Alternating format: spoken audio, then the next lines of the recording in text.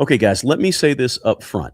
If I had to start investing from scratch in the year 2026, what I'm going to share with you in this video is exactly how I would do it, step by step, because this is what I've learned after 25 years of building wealth and reaching a crazy net worth that I never thought I'd reach, right? I've really learned one specific thing, and that is this. You can't invest randomly. Okay. It doesn't work like that. People just don't happen upon wealth. You have to be intentional and strategic about how to get wealth and how to build wealth. So in this video, I want to talk to you guys about how to invest for beginners. And even if you've been investing for a while, you're a mid-level investor, this information in this video will be very, very helpful for you. And I've got a free gift, okay? My brand new debt snowball worksheet that's going to help you get out of bad debt so you can invest with confidence in 2026, right? I'll get to that in a minute, right? But first, let's just jump right into this thing, okay? First things first, let's answer the question why you should be investing right now. Let's be very clear about this up front, because a lot of times when you're investing, if you know your why, it keeps you going. So investing, let's be clear that investing is how your money is going to grow without you having to work harder for it, right? So the whole point of investing is growth, compound interest. So your money can start working harder for you than you work for your money. We want that compounding effect to be at work. And so we want money stacked on top of money year after year after year, right? You're taking money which depreciates. This is investing. You're taking money which depreciates due to inflation, and you're taking that money and you're flipping it into appreciating assets through investing. And in terms of what this video is about, these appreciating assets we're talking about is the stock market. You're buying little pieces of companies, right? So investing is going to help you do a few critical things in your life that's going to ultimately help lead you to financial freedom. Investing is going to help you beat inflation. We know that inflation has been high the last few years, right? Inflation may be running around 3% or more at this point. Well, you want a return on your investments that's higher than the 3% that inflation is. So that way your money is not being eaten up by inflation. That's one of the main points of investing, right? And investing is also going to help you build what we call long-term security, right? Who doesn't want an additional $100,000 in 10 years, right? $500,000 in 12 years, right? Or $2 million, right? That's freedom. That gets you choices. And that's the whole point of investing also, to get you choices. And maybe you have some financial goals, some life goals, or maybe you just want to create some generational wealth through investing, right? For your kids, your grandkids, and for your family. Maybe you want to build an empire, or you want to build something that's going to be around in 50 to 100 years from now. All of these things are possible through investing. And this is the one thing that everybody's got to know about investing. If your money is not growing, your money is shrinking. Money is a currency, and currency has to move, right? Just like a river. So it's either moving up or it's moving down. If you're not doing anything with money, it's moving down because it's being eaten up by inflation, right? And that's why we want to get in the habit of making the money move on our behalf through investing. In 2026, the people who invest intentionally are going to be the ones watching their money move ahead, outpace inflation. Now, let's talk about before you invest. And these are important, not the glamorous things, not the investing things, but they're sort of leading to the investing things. I want to start with these things first. These are the things that you really need to strongly consider doing and being good at before you jump with both feet into investing. I want you to invest because, again, I want you to grow your money, but I also want you to make sure that you have your financial house in order. In other words, your four walls need to be organized at home. You need to have a strong foundation in place when you're thinking about investing. Investing is, for a lot of people, it's kind of the cherry on the top that's going to be great for you down the road. It's going to cause you a little bit of pain right now because you got to take some money and invest, but you got to start with getting your four walls organized. Before you put a bunch of dollars into the market, here's some things that you got to do first. Now, I'm laying out this foundation because we're going to get to the investing part. Don't worry about that.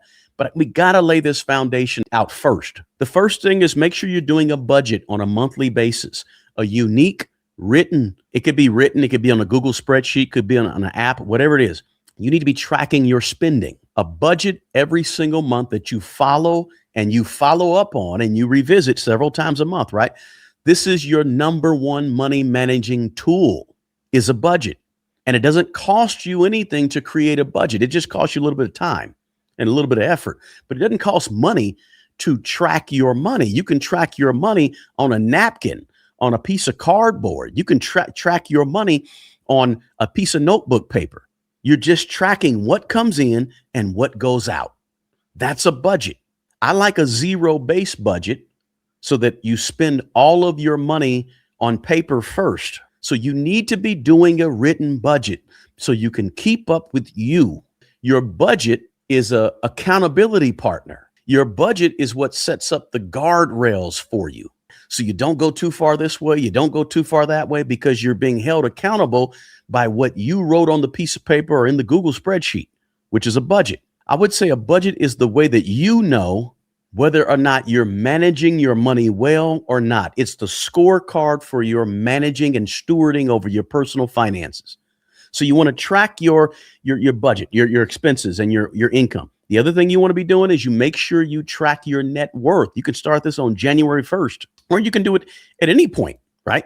If you're watching this in March of 2026, you can start tracking your net worth April 1st and do it at least a couple of times a year. Your net worth is just another tool that's free, that's like a scorecard for you. Now, since we're talking net worth, let me just show you a net worth worksheet where you have your assets on one side and the value of the assets, and you have your liabilities. So this is what you own over here in green, right? Your assets. And this is what you owe over here, your liabilities. So you might say, well, where do I put my home? Well, your home, if you own a home or you're buying a home from the bank or from a lending institution, if your home is worth $500,000, you put $500,000 over here on the asset side. But if you owe $400,000 on that home, you put $400,000 over here on the liability side. So ultimately, the equity in the home is $100,000. But you go ahead and add your cars, your home, and all the things that are assets that you own on the left side. Now, you don't have to have a fancy spreadsheet like this. You can just simply do this on a piece of notebook paper, right? And then you total up the column of assets, you total up the column of liabilities. And of course, assets minus liabilities equal net worth. What is your net worth, right? Simple. You do your own net worth worksheet at least a couple of times a year. Now, another thing you need to do is create an emergency fund, right? Everybody needs a safety net. I suggest at least 3 months of your monthly needs put to the side. If you want to say 3 months of my monthly expenses, total expenses, that's fine too, right? And then of course you want to build, in my opinion, to get yourself organized, is you want to build a simple organizational system around your money. You create it at home, you build it, right? Notebook, spreadsheets, a folder or two, whatever it takes, right? After talking to hundreds and hundreds of people about their money, guys, I noticed something really important. People who build wealth are organized. People who struggle with money are usually unorganized. Nothing creates clarity in your financial life like being organized with your personal finances, because clarity makes investing simpler, because you know where everything is located. All your ducks are in a row. Okay, now you know that you have this much money left over as a cushion, and you don't have any debts, but hey, here's $500 I know I have. That's what I'm going to put toward it. It makes everything clearer, right? You cannot build wealth on chaos. Let me say that again. You cannot build wealth from a position of chaos. You build wealth in an environment of order. Things are in order. It makes it simpler to build wealth. I guarantee you. Now, I'm giving you all of these things, and you're probably saying to yourself, well, what does this stuff have to do with investing? It has everything to do with investing, guys. You don't want to invest $30,000 in 2026, but you don't have a budget. You don't want to invest $50,000, right? Yeah, we got $50,000 into these 10 stocks. Great. And you don't even have an emergency fund. So make sure the foundation is right. Make sure that what you have in place is organized. Make sure you got the basics down.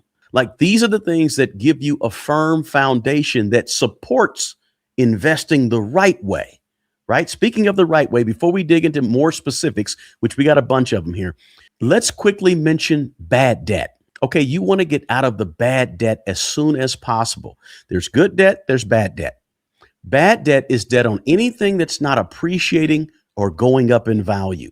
Okay, bad debt is debt on credit cards, debt on your personal loans, debt on any you got a Macy's card or a Home Depot card or a Best Buy card. That's bad debt. If you have buy now, pay later debt or payday loans is obviously bad debt, high interest, right? Debt on cars, because cars, again, bad debt is debt on anything that's not going up in value, right? Remember, it's going to be going up or it's going to be going down. But all of that is examples of bad debt. So a huge part of investing, guys, is freeing up cash flow by getting rid of bad debt as soon as possible, immediately. Now, to help you do that, guys, let me just mention this. I created a free debt snowball worksheet, free to you, right? So you can organize your debts and attack these bad debts in the right order. Now, as you can see on the screen, guys, this is the debt snowball worksheet with instructions at the very top, a spot for you to put your extra per month that you're going to be putting towards your debt. And so this is the debt snowball that is in the description box below in this video. It's yours for free. Again, it has the instructions right there on the worksheet. Just grab that whenever you're ready down below in the description box of this video. Now, let's keep going and get into the fun parts. Now, before you actually invest your first few dollars in the year 2026, you need to understand one very important thing that very few people talk about when it comes to investing, right? And that is risk, okay? Risk is everything in terms of investing, okay?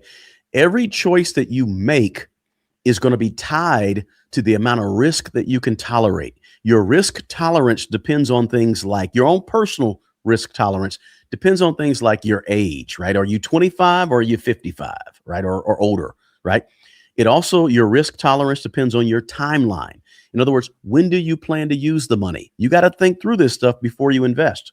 Also, what are your goals, financial goals? What do you want, right? And this is going to be different for everybody. Then you want to think about your income stability. That's going to matter in terms of your risk. Do you work a sales job where your income changes every month? Are you on a job that you may get laid off or you get laid off regularly on that job, right? Or are you a nurse or some type of school teacher or something where you don't have a lot of layoffs in your field, right? These are things that play a role in how risky you may want to be when it comes to investing. Also, what is your knowledge level? Do you understand this stuff very well? Or are you struggling to grasp the concepts? All of this matters. Also, think about this in terms of risk. What are your financial obligations right now? Are you single or do you have a family of 8? A family of 8, you may want to be a little more cautious. If you're a single person, maybe you can afford to take more risk right now. Also, the size of your investment portfolio. Are we talking about $20 a month? Or are we talking about $3,000 a month? What are you putting in right here? What are you investing? How much? And this is the big one. Watch this. When it comes to risk, what is your emotional ability to handle downturns in the stock market when things start going bad? Some people can stomach a 30% drop, no biggie. They can wipe it off and keep going. Other people can't, handle a 5% drop. They start to panic, right? And they get a little antsy and stressed out and anxiety. It's not what's right or wrong.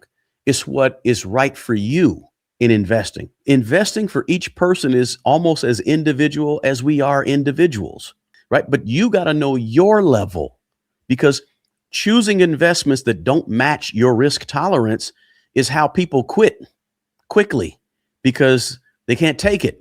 They bought a very volatile 2 or 3 stocks, and then we see a little bit of volatility. They're done. Oh my gosh, I hate the stock market. I lost this, that. Listen, people become discouraged easily if they don't at least take a look at their risk tolerance before they invest, right? And here's the truth. This is the absolute truth about it. Risk is unavoidable when you're dealing with money. There's always risk. Everything has risk. ETFs, stocks, real estate, even holding cash at your local bank down the street has risk. So the important thing is this. The goal is never to totally avoid risk, because you can't, okay? The goal is always to understand what the risks are and then manage those risks and prepare for those risks. Once you understand that, and this is the piece that most people don't talk about when we're talking about investing, they don't talk about risk. And then you go through your first few years of investing money and you don't understand how to weigh risk, how to think about risk. But once you understand risk and your risk tolerance, it makes investing easier because now you don't have to guess. Now, does it fit your parameter or not? Does it fit your risk tolerance or not? And then you start investing more with intention that way, as opposed to just haphazardly, oh, that's a hot stock, let me get that. No, you take your time and see if it fits your risk tolerance level. That's a big piece, right? Now, the next thing that you need to think about in terms of investing in 2026 is choosing the right investment account, okay? Your primary choices in 2026 are going to be your Roth IRA, right? That's where you invest dollars that have already been taxed or after taxed dollars. Then when you go to withdraw the money after age 59 and a half, you don't pay taxes because you already paid taxes before you invested it in a Roth IRA. Of course, there's limits to how much you can put in a Roth IRA every year. Also, based on your age, over 50, you can put a little more, right? For many beginners, guys, I like to mention it first because the Roth IRA is a simple, tax-efficient starting point for a lot of beginners, okay? Then, of course, there's the traditional IRA as well, where the money that you invest in a traditional IRA today reduces your tax burden, right? But when you go to pull the money out, you got to pay the taxes then, right? So the money grows tax-free. Then when you pull the money out, you got to pay taxes at that point. That's a traditional IRA. Then you got to decide, okay, now, do I want to go ahead and put my money into the investment account that is from my employer, my 401k or my 403b or my 450, whatever it could be, right? There's the employer match programs also. Does your employer match 3%, 5%, 6%? And then there's also personal brokerage accounts. I'm giving you places where you can be putting the money. You got to think about this up front. Personal brokerage accounts that anybody can open are available to you. Super important, right? When I say personal brokerage accounts, I'm talking about the Fidelities and the Vanguards, et cetera, right? Let me say this too, super important. I want to reiterate this for new investors, right? If your employer offers a match, go ahead and get the match. Go ahead. If they offer a 3% match, go ahead and get that match, okay? And then if you want to, you can build up the rest of your investing strategy in your own brokerage account where you can call the shots and have more control over where that money is actually being invested. If you like your job and where they invest the money, that's fine. Increase your contributions to your employer-sponsored 401k or 403b if you like where they're putting the money. But if you don't like where they're putting the money, you don't have to increase that. You can always just get the match and then feel free to do the rest of your investing outside of your job's 401k or 403b after you get the match. Again, if they offer a match. Now, if you decide to open your own brokerage account and take more control over your investment choices in 2026, be sure that you choose your brokerage firm wisely. For those of you who aren't sure what I mean by a brokerage account, think of it like this.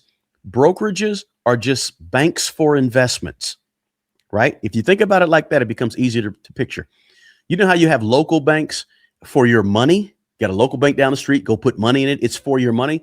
Think of brokerages as simply a bank that's holding your investments. So Fidelity, right? I like the big boys, right? Fidelity, Schwab, Vanguard, right? I got an ETF index fund portfolio at Vanguard. I got some ETFs over at Fidelity. I also have some single stocks at Schwab. You don't have to have all three. You just pick one.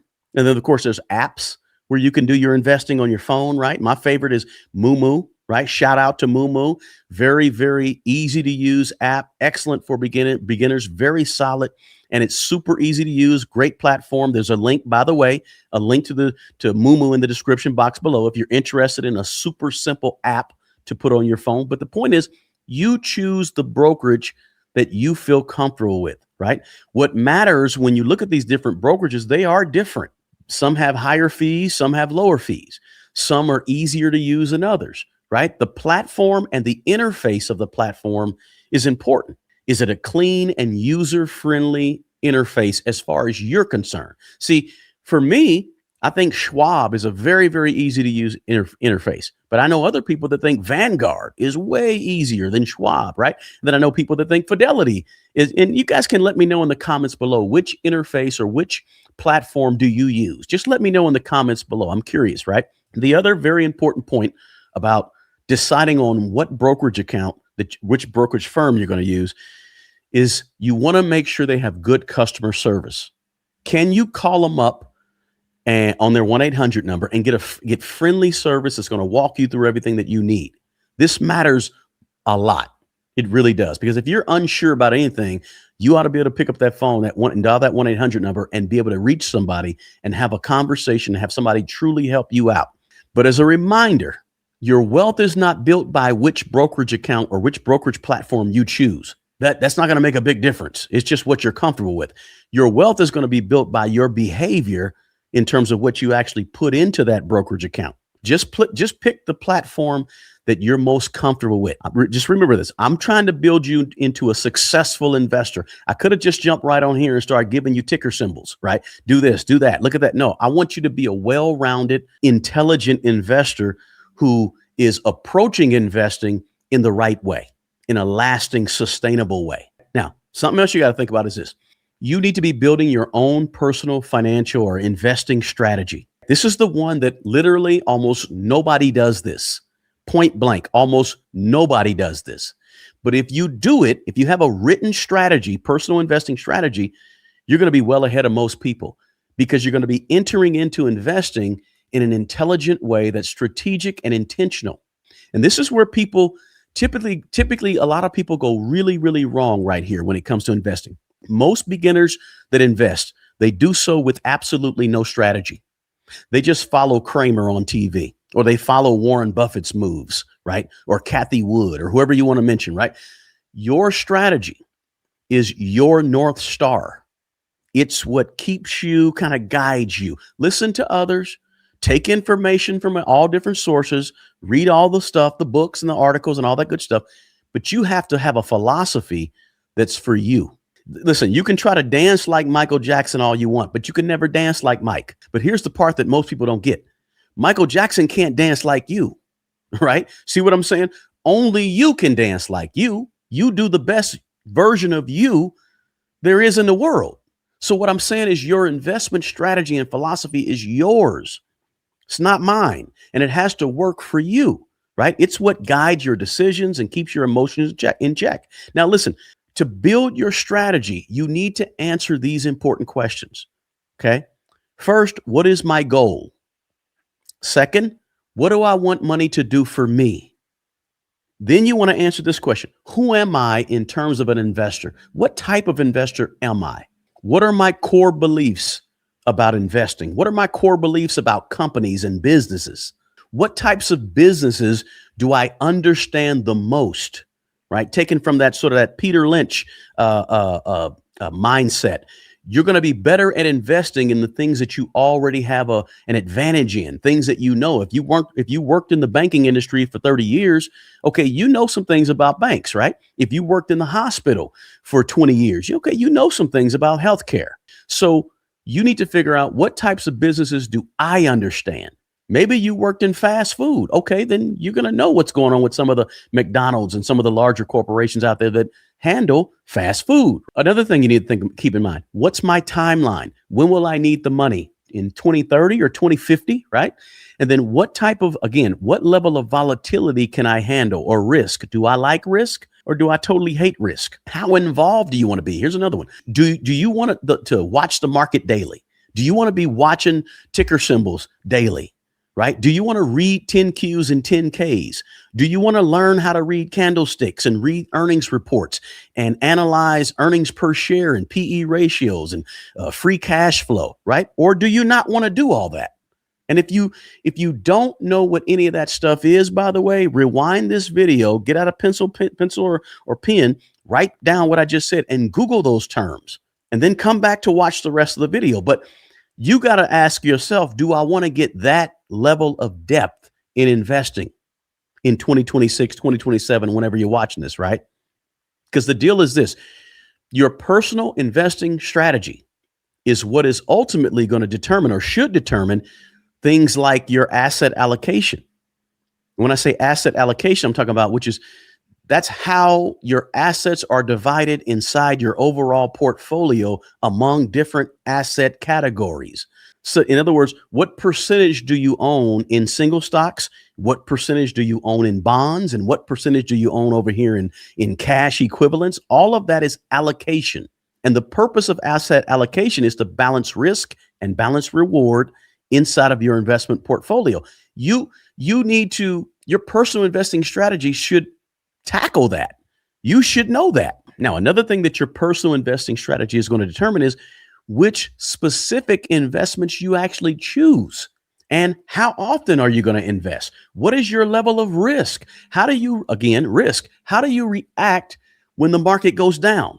See, without a personal investing strategy, you're prone to react emotionally instead of intentionally and on purpose. So we want to be logical investors in 2026 and beyond, not emotional investors. Why?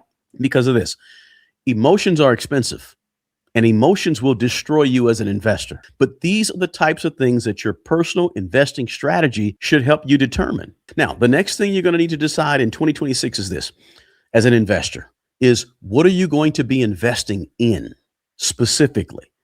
So here's some really main lanes of investing, right? Mutual funds are just an actively managed bucket of stocks, companies that are in that bucket. One mutual fund is a bucket full of stocks, and mutual funds usually have slightly higher fees because mutual funds are what we call actively managed, and they're actively managed by fund managers. So the fees on mutual funds are higher to pay things and to pay the people called fund managers. Or do you want to invest in broad index funds? And by the way, index funds are just a type of mutual fund, but index funds are also just a bucket of stocks as well, right? But index funds are not so actively managed, so their fees are typically lower because in theory, there is no fund manager. They don't necessarily require the active management that a full-blown mutual fund is. Again, a mutual fund is here, but an index fund is a type of mutual fund, still a bucket of stocks. You know, the S&P 500 or the entire stock market or the Russell 3000, which the Russell 3000 is small caps, right? Small companies. Those are broad index funds. Or, hey, maybe you say to yourself, you know what, I really want to get involved and do some investing in ETFs, which are like index funds, except they're traded daily throughout the trading day. And so their price fluctuates throughout the day, whereas index funds have one price each day that you can buy them at. Or maybe you say to yourself, you know what, I prefer personally to invest in individual stocks and individual companies, right? And I say individual companies, individual stock. Keep in mind, a stock is just a company. Or maybe you say, you know what, I want to invest in a specific sector index fund or a specific sector ETF. You know, like the healthcare industry or the banking industry or the commercial real estate industry or the tech sector. They have sector specific ETFs and index funds that you can invest in. You got to start making a decision and thinking about if that's the route you want to go. Or maybe you like value stocks, value ETFs, or value index funds, which are less volatile, right? And are companies that are a little bit more stable, right? The AT&Ts of the world, the Coca-Colas of the world, the Procter & Gambles of the world. That's a value stock.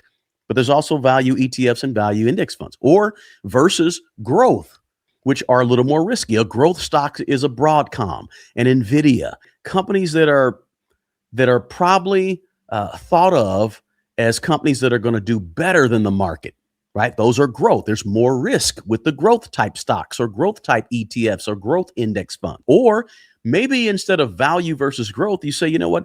I want to go cyclical stocks or cyclical ETFs versus defensive ETFs, in stocks, right? Or maybe you say, you know what? I want some international exposure. So you want international companies in your portfolio. Notice what I'm saying here, guys. What you have to decide to invest in is incredibly diverse. You have your pick and your choice of thousands of different things to invest in, thousands of different things to help make up your portfolio. This is why, hear me on this one, this is why you must develop a strategy to be a really good investor first, because the strategy is going to dictate what you ultimately invest in, right? It's going to dictate your investing decisions. So see, I can't tell you what to invest in off the bat if we haven't first sit down and have a conversation about what is your strategy? What do you want? What is your goals? What is your core beliefs? All those things matter. How old are you? When do you plan? So these are all decisions. This is why when you see somebody on YouTube or on a podcast and they give you an idea about a type of stock they like, your job is not to take what they tell you. Your job is to take and do your own research and figure out if that stock or that ETF or index fund fits into your strategy. Now, let me give you my opinion real quick, okay? In my opinion, most beginners to intermediate, should start with broad index funds or ETFs just to learn the game. Why? Because they're simpler, they're diversified, and they're built for long-term success with less volatility. Remember, ETFs and index funds, they're not put together to outperform the market, right? Like stocks are. When you're picking stocks, individual companies, you want to outperform the market. But your index funds, your mutual funds, they're not designed to necessarily outperform the market. So there's less risk. They take less research, and they still give you exposure all throughout the market when you're new, while you're learning, while you're getting better, while you're understanding how to deal with volatility and how to deal with the emotional roller coaster. You still have the ability to still get gains through ETFs and index funds. But regardless of the lane that you choose to go in when you invest, you got to develop your own personal investing philosophy. That's your code. And again, it's shaped by, what do you think about the markets? What do you think about money? What do you think about companies? What are your long-term goals, etc.? This philosophy is what's going to help you stay consistent through the good times in the markets and the bad times, the bull markets, the bear markets, whatever it could be. And you must, let me give you this one too. This is very important. And you can do this today. You must develop your investing checklist. Every single investor needs their own personal checklist. Let me show you my checklist. Now, as you look at this right here, guys, this is my specific checklist that I use when I'm investing in individual stocks. Now, I also have another checklist for ETFs and index funds, but for individual stocks, I just wanted you to see this. And this is something that I put together. You can put it together for you. What's most important in terms of 4 categories, right? Business, financials, leadership, miscellaneous. So these are the questions I ask myself before I invest in an individual stock. And I'll just go over a couple of them. Do I understand the business and how they make their money? Super important. Does the company have favorable long-term prospects for growth? Does the company have a moat, right? Or a high barrier of entry? In other words, does the company have a competitive advantage in their industry or in their sector? And then I also look at things like leadership. I look at things like the financials. These are the quantitative things, the debt to equity ratio, the return on equity, the EBITDA, right? The free cash flow. These are the money things that I look at when I'm investing in a stock. Then there's some miscellaneous as well. But you got to develop your own personal checklist. It could have 50 things on it, or it could have about 7 or 8 things on it, right? It depends on you. But I'm challenging you to come up with your own personal stock picking checklist, your own personal ETF index fund checklist. What are you looking for? What is important to you, right? So your checklist may have, what financial metrics matter to you, what industries you want exposure to, what price ranges you'll buy at, how often you'll dollar cost average, what criteria eliminates a stock. All these things are things that you can have on your personal checklist. A checklist, here's the deal. The checklist, it prevents emotional investing. A checklist forces you to think and use your own set of parameters and well thought out logic when investing, as opposed to just taking the word of a Yahoo article or just taking the word from something you read in USA Today or online or some meme you saw or what your favorite podcaster or YouTuber said. No, you want to go a little deeper. This is your money you're talking about. This is just not $100 out of this is 5, 10, 15, $30,000 that you want to grow. So it requires that you do a little extra to actually make it grow. Also, let me explain this. The role of reading and learning and research and study. Listen, you cannot shortcut knowledge when it comes to investing. Okay, so you can't outsource understanding. No, you got to have an understanding. You can't build wealth by winging it and taking everybody else's advice. You can do that. That's cool for a little while, but there's nothing on this planet like doing your own research and coming to your own understanding of what you're purchasing. Look, I can tell you all day long about why you need to buy Coca-Cola stock, but ticker symbol KO. But until you go out and do your own research, it's not going to hit you the same. I can tell you all day long about what the 52-week range of a stock price is, but until you go look at it and compare it to other competitors in the same sector or same industry, you won't get the same level of understanding you need that makes you want to drop $5,000 on it, right? You need to get an understanding for yourself, right? See, the more you read, the more you study, the more you research, the more you evaluate companies, the more you learn about different sectors, the more you understand economic cycles, the more confidence you ultimately have in your decision making. And confidence in investing is what helps reduce fear, and that reduces mistakes. Listen, ignorance is the mother of fear, but research and understanding is its antidote. Investing is not just about what you buy, guys. It's what you know before you buy. That's super duper important. Now, by the way, guys, if you want a simple step-by-step system for money, let me just throw this in there. Budgeting, debt reduction, investing. Check out my new book, guys. Oh, here it is right here. Check out my new book, guys. Manage Your Way to Millions, right? It's linked in the description box below, or you can just go over to manageyourwaytomillions.com and just pick it up from Amazon. Now, let's keep going. Just wanted to throw that in there, guys. Listen, another thing you want to make sure you're doing in 2026 is automating your investing. Automation is important, right? What it does when you automate things, automatically put money towards your brokerage account, automatically put money towards your 403b or 401k. It removes that emotion. It removes procrastination. It removes inconsistencies, right? And it removes your fear. This is how ordinary people just quietly become extraordinary investors. There's times, I guarantee you, there's times you don't feel like logging into your brokerage account and moving money.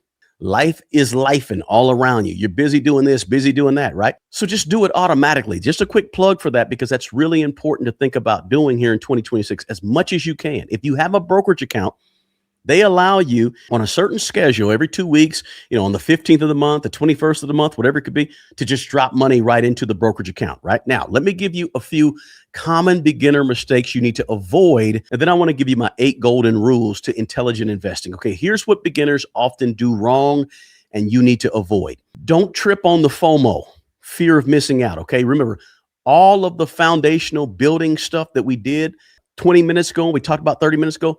Do all of that stuff. Will you miss some deals? Yeah, you're going to miss some deals, right? Will you miss some hot moments in the stock market? Yeah, you're going to miss some hot moments in the stock market. But listen, spending a year, 6 months to a year or 2 years getting your financial house in order now is going to set you up for bigger, better, more investing down the road, more wins down the road. So don't let this FOMO get in your head. Also, avoid chasing hot stocks. Just chill, just relax. Run everything through your filter. What is your filter? It's your checklist and your personal investing strategy. Run what you plan to invest in through that. See if it fits. If it don't fit, don't force it. Relax and let it go. That was a song. Listen, another thing you want to avoid is this. You want to avoid is panicking when markets dip. A lot of new investors, they're on this emotional roller coaster, okay? Panic selling when stocks start sliding down will kill your portfolio long term, okay? Another thing you want to avoid is don't just simply ignore fees. When you're buying ETFs and index funds, look at those fees. They matter. They add up over a long period of time. You know that 1% fee? Think about it like this. If you have an outside person working with you, maybe Lincoln Financial or whoever, that little 1% fee to pay them to handle all your stuff, or the extra 1% fee on the ETF, that when you have one that's 0.08% fee and then there's another one that's 1%, listen, those fees add up over time. Literally, over the course of 30 years, fees could be the difference between you having a $700,000 portfolio and a $950,000 portfolio. And here's a big one you want to make sure you avoid. Don't assume luck equals skill. A lot of new investors, let me explain this one. Right now, everybody is doing well in the stock market, right? If you even had a tiny percentage of your portfolio in tech, you're doing well. Listen, that's the luck of the draw. Don't chalk that up to skill. It's not skill. Okay. Avoid thinking somehow that you're a great investor because you have NVIDIA and it's gone up 150%. Or you own Palantir. You bought Palantir back when it was $25 per share. So you're all of a sudden this great investor. Don't fall into that trap. It's luck. And it's a little bit of foresight, but it's a lot of luck. In other words, stay humble in this market. Okay, you picked Palantir. Great. But that's kind of like stepping into a gymnasium, knocking down a three-pointer, and then thinking you're ready to play in the NBA and you're super skilled. Everybody's doing well right now, right? A lot of us just happen to get the luck of the draw with a lot of tech doing well. We picked tech. Tech's doing great. Stay humble. Another thing you need to avoid as a new beginner investor is focusing only on the numbers and ignoring the business. Again, when you buy stocks, you're buying a business, a company. Every stock is a company. Don't forget that there are qualitative things that you have to look at to evaluate, say, a stock. Qualitative is everything that ain't got nothing to do with the numbers. How is the business being ran? Who is the CEO and what is the CEO's philosophy? What moves are the company making as a company? How do they stack up next to their competition in terms of brand recognition? In other words, it's not all about the numbers. Don't forget that. And here's the flip side. As a new beginner investor, don't simply focus only on the hype and ignore the real numbers. The numbers do matter. Okay. Keep that in mind. A lot of times people look at the hype. Oh, it's a good company. It's not making no money. No big deal. It's a good company. Right? They're just totally forgetting about the numbers that really do matter. Also, as a new beginner investor, avoid skipping over ETFs and index funds and jumping straight into stock picking. As I said, most new investors need to start with ETFs and index funds. Stock picking is on a whole nother level than picking ETFs and index funds. It really is. And most people don't really explain that to a lot of people, a lot of beginners. But stock picking takes another level of understanding and research, whereas ETFs and index funds, they don't take as much. You're buying a bunch of stocks in a bucket. One goes bad, it automatically gets out of there, and another one replaces it. You don't have to do anything. But when you're picking individual stocks, it's much more detail. So don't just avoid ETFs and go right to stocks, right? That's my opinion. Now, also avoid overcomplicating everything. At the end of the day, guys, when we're investing, you're just buying a piece of a company. That's it. And you're trying to gauge if that company, if you're buying individual stocks, you're just trying to gauge if that company is going to grow or is not going to grow.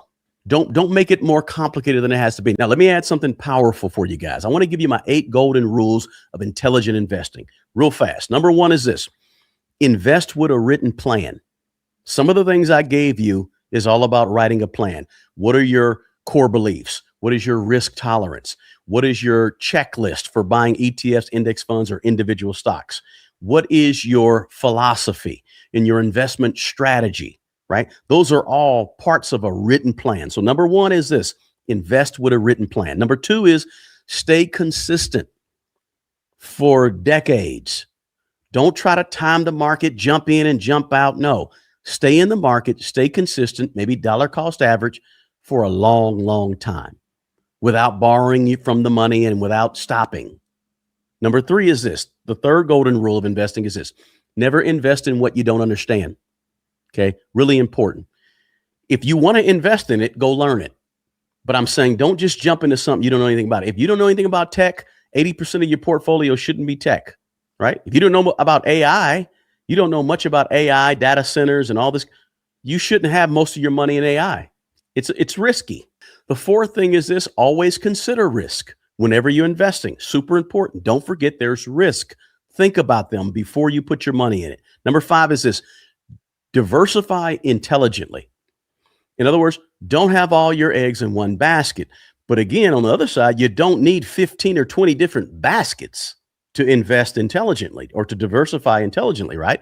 Now, the sixth golden rule is this: only own assets with a real competitive advantage, right? Some places you hear that referred to as a moat, M-O-A-T, but it's same thing as a competitive advantage, right? If a company doesn't have a competitive advantage in their sector or their industry or among their competitors, let me give an example. Apple has a competitive advantage in terms of brand loyalty. NVIDIA has a competitive advantage in terms of supplying data centers for AI, right? Coca-Cola, I mentioned them earlier. They have a competitive advantage in terms of their brand recognition.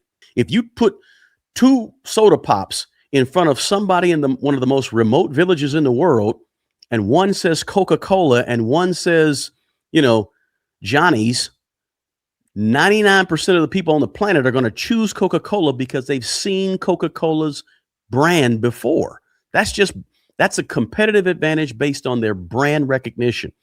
Or you can think of another example was Visa.